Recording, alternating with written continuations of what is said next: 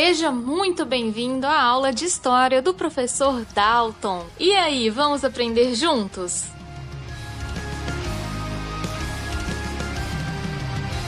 Bom dia, boa tarde, boa noite, começando mais uma aula de História. Eu, professor Dalton, como sempre, lindo, bonito, simpático. Tem quem discorde, mas quem discorda é oposição, então não leva a sério. Lembrando aqueles dois recados importantes: pegue o seu caderno, faça anotações, eu preciso das suas anotações, elas valem ponto. Não copie do texto, anota. O que você está vendo na tela, o que você está ouvindo, anota. E procure um local confortável para você sentar, para você fazer a sua aula. Como eu falei para vocês na última aula, Napoleão Bonaparte ele vai surgir como uma resposta à necessidade da França naquela época. Um líder forte, carismático e que atendesse às necessidades do povo. Porém, ele foi escolhido pelo diretório para ser uma pessoa manipulada e ele vai apoiar o golpe do chamado 18 Brumário. E, infelizmente, ele não vai aceitar aquela imposição dos governantes da época e vai acabar gerando aí um novo governo. De forma bem simples, ele nasceu em agosto de 69, 1769. Então, quando ele chega ao poder com 20 anos, cara. 20 anos, ele era general. Mas tudo bem, a gente chega lá um dia. Com 15 anos de idade, ele foi admitido como cadete na Escola Militar de Paris. 16 anos ele já era tenente do exército francês. Sim, desculpa aí. E vocês aí com 14, 15 anos, sabem nem lavar uma louça. Sacanagem. Eu também não sabia. Então, como eu falei para vocês, em 1799 ele vai apoiar o golpe do 18 Brumário, o que vai trazer ao poder um novo estilo de governo que será o consulado. Basicamente, o consulado ele vai ser esse órgão executivo formado pelos 3 cônsules, né? Aqui no nosso texto, aqui tem o nome Jean-Jacques Regis de Cambacérès, Napoleão Bonaparte e Charles François Lebrun.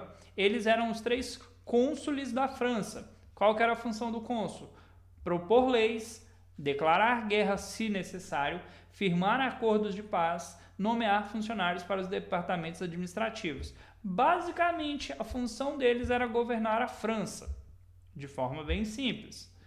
Nos aspectos econômicos, o que a França vai fazer? Ela vai controlar a emissão do papel moeda, né, para não que haja uma inflação. Não adianta, gente, olha, deixa eu ensinar uma coisa simples, produzir mais dinheiro, fazer nota de 200, de 300, de 500, como existe em outros países. Isso não resolve. A gente tem que fazer o dinheiro valorizar. Uma das coisas que eles fizeram foi controlar a quantidade de papel moeda. Se tem menos dinheiro em circulação, o dinheiro vale mais. Não precisa ter muito dinheiro em circulação, precisa fazer o dinheiro valer mais. Aprende isso aí. Vamos criar um novo padrão monetário, que vai ser o franco.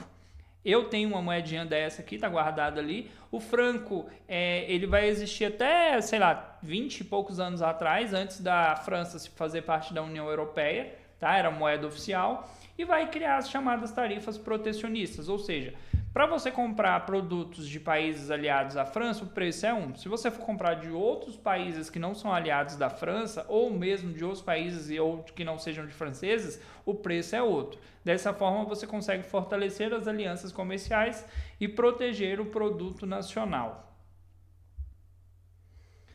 Outros aspectos sociais aqui, né? O Código Civil Napoleônico, que vai ser criado dentro desse período do consulado, ele vai abolir definitivamente os privilégios do clero e da nobreza. Lembrando, a Revolução ela começa contra o primeiro e o segundo estado, basicamente contra o clero e a nobreza. A ideia é que o povo tivesse privilégios, e Napoleão era uma pessoa do povo.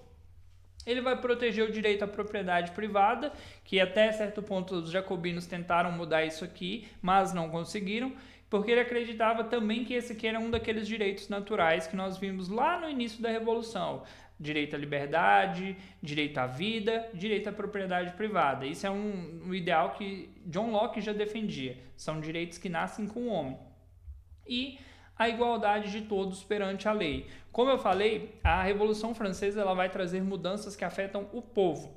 Antes da Revolução, a nobreza tinha privilégios que o povo não tinha. Se um nobre cometia um crime, ele não era julgado igual seria uma pessoa, um camponês comum seria julgado. Se um membro do clero fosse responsabilizado de alguma situação, a pena sobre ele não seria igual a um camponês. Então, a partir do momento que a Revolução começa, A ideia que se vai buscar bastante na França e que vai se estender para outras partes do mundo é a ideia de igualdade perante a lei. Hoje, 2020, você pode até pensar, professor, mas nós não somos todos iguais perante a lei, porque eu vejo que fulano fez um crime e para ele não deu nada, e uma pessoa pobre foi lá e fez um crime e foi presa. O que vai diferenciar hoje? Perante a lei somos todos iguais, porém, quem tem dinheiro consegue pagar uma fiança para ser liberto, consegue pagar um advogado bom, consegue fazer uma defesa melhor. Quem não tem dinheiro depende do Estado, né? E quando eu digo Estado, é o governo em geral que vai pagar um defensor público, que nem sempre tem a mesma disponibilidade e a mesma força de vontade que teria um advogado pago. Basicamente essa é a diferença hoje, mas perante a lei, se uma pessoa mata outra, independente da idade dela, condição social, ela vai ser presa. Tá? Mas, como a justiça vai julgar, vai depender, né, se ela tem um advogado bom ou não. Para finalizar essa parte aqui do consulado, né, que durou de 1799 a 1804, aí você fala, aconteceu alguma coisa, né? Aconteceu. A gente vai falar sobre isso na próxima aula. Em 1801 é feita uma concordata entre a Igreja Católica e o Estado. Por quê? Eu falei para vocês que quando a França se tornou um país sem monarquia, ela fez a separação, é o chamado Estado laico. Estado laico, Estado é uma coisa, Igreja é outra. Antigamente eram juntos, tá? Então, se o Estado é laico, ele não tem religião oficial. Por conta disso, olha aí, ó, o catolicismo seria a religião da grande maioria dos franceses, porém não a oficial, porque existiam outras religiões, como era o caso do protestantismo. Ele dizia que o imperador nomearia os bispos, mas o papa teria o poder de expulsá-los. Ou seja, o Estado tem influência dentro da igreja, mas a igreja tem a decisão final, no sentido de eu aceito ou não aceito essa pessoa. Ele diria também que o Estado iria arcar com as despesas e subsídios do clero, a igreja ia continuar sendo sustentada pelo governo, que a igreja ia renunciar a todas as reivindicações de território tomados pela França desde 1790, ou seja, territórios que foram tomados durante já o período da Revolução, né? Eles não pertenceriam à igreja. E o estabelecimento do calendário gregoriano em detrimento do calendário republicano. Lembra que eu falei que o calendário tinha mudado? Então, volta o calendário normal, que é o calendário que nós usamos, chamado calendário gregoriano, e, por consequência, aquele calendário antigo deixa de existir. O que vai acontecer? Após 1804, aquele carinha que ninguém deu muita bola para ele, que escolheram ele porque acharam que ia ser manipulado, chamado Napoleão Bonaparte, que já era general aos 20 anos, ele vai assumir o poder na França. E ao assumir o poder na França, ele vai se tornar o novo imperador. Aí você fala, professor, pera lá, vamos lá. Em 1789, tiraram um monarca do poder, Luís XVI, para acabar com a monarquia na França. E agora, em 1804, você está falando que vai voltar um monarca? Sim. E os franceses vão apoiar.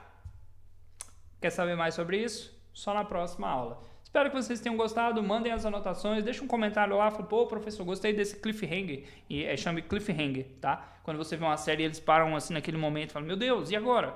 Só no próximo episódio. Até a próxima.